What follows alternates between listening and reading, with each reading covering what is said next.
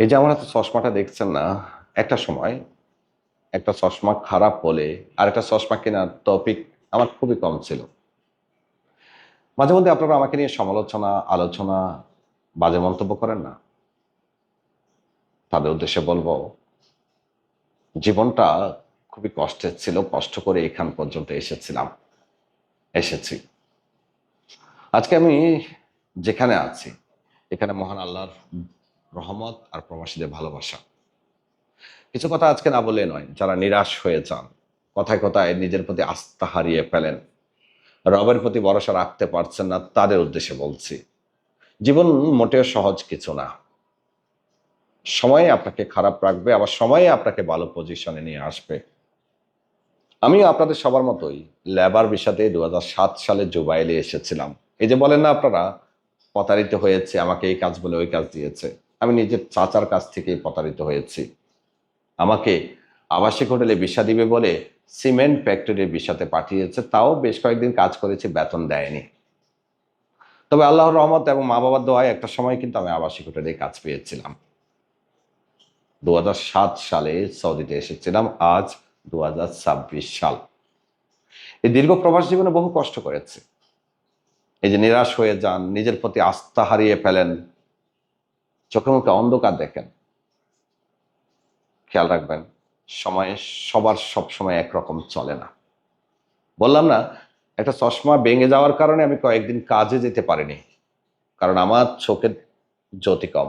আমি 3 মিটার দূরে ক্লিয়ার দেখি না। আমি তখন ট্যাক্সি চালাইতাম, কারণ চশমা ছাড়া মোটেও আমার পক্ষে ড্রাইভ করা সম্ভব ছিল না। 2 থেকে 3 দিন অপেক্ষার পরে একটা চশমা বানানোর টাকা আমি জোগাড় করতে পেরেছিলাম। আজ হয়তো একটা চশমা খারাপ হওয়ার আগে আগে আরেকটা চশমা তৈরি করি, কিন্তু সময়টা বেশি দিন আগের নয়, মাত্র কয়েক বছর আগের খারাপ সময়টা ছিল।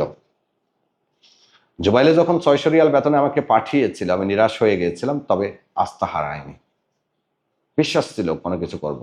আল্লাহর রহমতে, মা বাবার দোয়ায় আবাসিক হোটেলে কাজ পেয়েছিলাম। 12 ঘন্টা ডিউটি ছিল, 1180 রিয়াল বেতন পেতাম। রাত 8টা থেকে সকাল 8টা পর্যন্ত লাগাতার ডিউটি করতাম। প্রতিদিন অন্তত 16 থেকে 17টা রুম পরিষ্কার করতে হতো, 22 থেকে 23টা টয়লেট পরিষ্কার করতে হতো। আবাসিক হোটেলে কাজে কিন্তু টয়লেট পরিষ্কার করতে হয়, লজ্জার কিছু না। এরপরে 8টার পরে কিন্তু সরাসরি বাসায় যেতাম না। একটা সাইকেল ছিল, সাইকেল নিয়ে চলে যেতাম পার্ট টাইম করার জন্য। একটা সাইবার ক্যাফে পার্ট টাইম করতাম, 200 কি 300 রিয়াল দিত মাঝে মধ্যে। তারপরে এর ফাঁকে ফাঁকে রাস্তায় যদি কোনো একটা লোহার টুকরাও পড়ে থাকতো, সেটা তুলে নিতাম, কারণ তখন 1 কেজি লোহার দাম ছিল 1 থেকে 1.5 রিয়াল। মোটামুটি ভালোই টাকা জমিয়েছিলাম। সে টাকা দিয়ে জুবাইলে ব্যবসা শুরু করি 2011 কি 2012 সালে। মোবাইলের দোকান, গড়ির দোকান, ভালোই চলছিল। হঠাৎ সৌদি সরকারের আইন আসে, মোবাইলের দোকান শুধুমাত্র সৌদিয়ানরা করতে পারবে। তারপর আমার জীবনে অন্ধকার নেমে আসে, সব হারিয়ে ফেলি। মার্কেটে যে টাকা পাওনা ছিলাম, কেউ একটা টাকাও দেয়নি আমাকে। আমার মরহুম বাবা আমাকে সেই সময় 20 লক্ষ টাকা দিয়েছিলেন জমি বিক্রি করে। সে টাকা দিয়ে দাঁত দেনা শোধ করে চলে আসি জেদ্দায়। জেদ্দা আসার পরে আমার জীবনের সব থেকে দুর্দশাময় সময়গুলো আমি দেখেছিলাম। জীবনের বিভীষিকা কারে বলে, সেটা আমি জেদ্দা শহরে এসে বুঝেছিলাম। মানুষ কতটা কঠোর হতে পারে, অমানবিক হতে পারে, সেটা আমি জেদ্দায় এসে দেখেছিলাম। জেদ্দায় আমি একটা বাকালায় কাজ করতাম।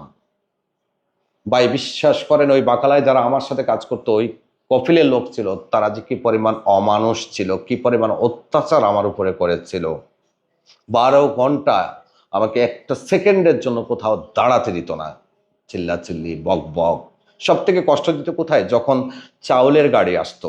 গোলাইলে আপনারা চিনবেন, নানার বাকালা, তার দোকানের সব থেকে বেশি সেল হতো।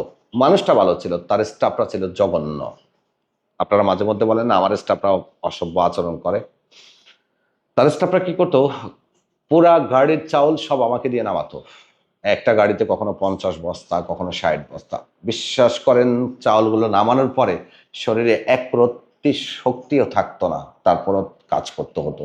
আবার মাঝে মধ্যে মানুষের বাসায় তারা কি করতো, বাসায় বাসায় কিন্তু মাল পৌঁছে দিত।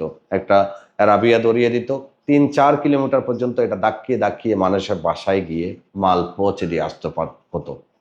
পরে একটা সময় বিরক্ত হয়ে তাদের এখান থেকে চাকরিটা ছেড়ে দিয়ে শুরু করে দৈনিক হাজিরাতে কামলা দেওয়া, কখনো 50 রিয়াল, কখনো 70 রিয়াল, কখনো আবার কাজ করলে পয়সাও দিত না। একদিন কাজ করলে আবার 3 দিন বসেও থাকতে হতো। আমি যে রুমটাতে থাকতাম শেয়ারিং এ, সে রুমের কিছু মানুষ ছিল ভাই, বিশ্বাস করেন মানুষ এত হিংসুক কিভাবে হতে পারে। আমি রান্না করার কোনো সরঞ্জাম আমার কাছে ছিল না, কারণ এত টাকাও ছিল না। তাই আমি হোটেল থেকে খাবার নিয়ে আসতাম। তখন মেবি 10 টাকা কি 8 টাকা দিয়ে খাবার নিতাম। ভাত মোটামুটি অনেক বেশি দিত। তো একবেলা খাওয়ার পরে আরেক বেলার জন্য আমি ভাতগুলো রেখে দিতাম, টাঙিয়ে রেখে দিতাম হ্যাঙ্গারের মধ্যে। অনেক সময় দেখা যেত ভাত থেকে পানি ছেড়ে দিয়েছে, তারপরে এটা ধুয়ে আবার খেয়ে নিতাম, সমস্যা হতো না। কিন্তু ওই রুমে কিন্তু ফ্রিজ ছিল।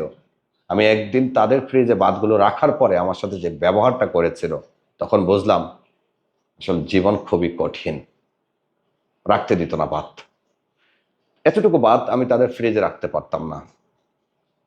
যাই হোক, দৈনিক হাজিরা কাজ করে আমি কিছুই জমাতে পারছিলাম না।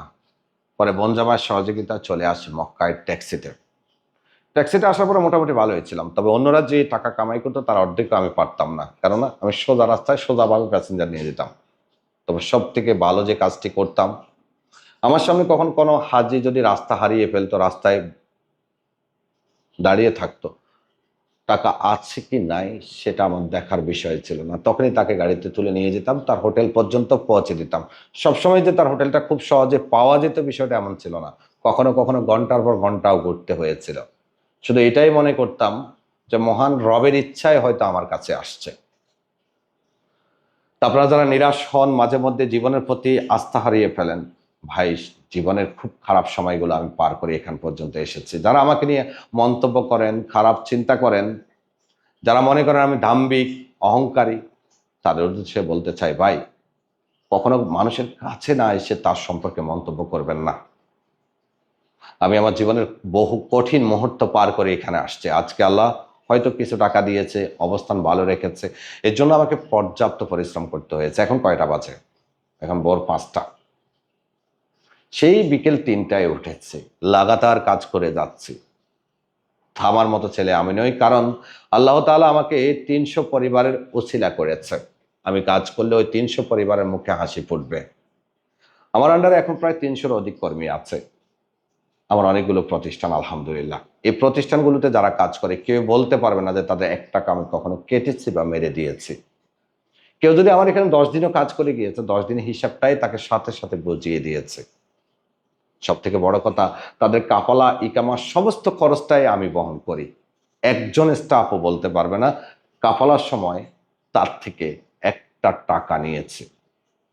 আমি জুবাইলে ছিলাম, আমি চাইলে কিন্তু সাপ্লাইয়ের ব্যবসা করে কোটি টাকা কামাই করতে পারতাম। এখনো আমার হাতে এই অপরচুনিটি আছে। চাইলে আমি ভিসা বিক্রি করতে পারি, চাইলে ইকামা বানানোর কাজ করতে পারি, চাইলে আমি আপনাদেরকে চাকরি দিয়ে পয়সা কামাতে পারি। কিন্তু আমি কেন এগুলো করি না?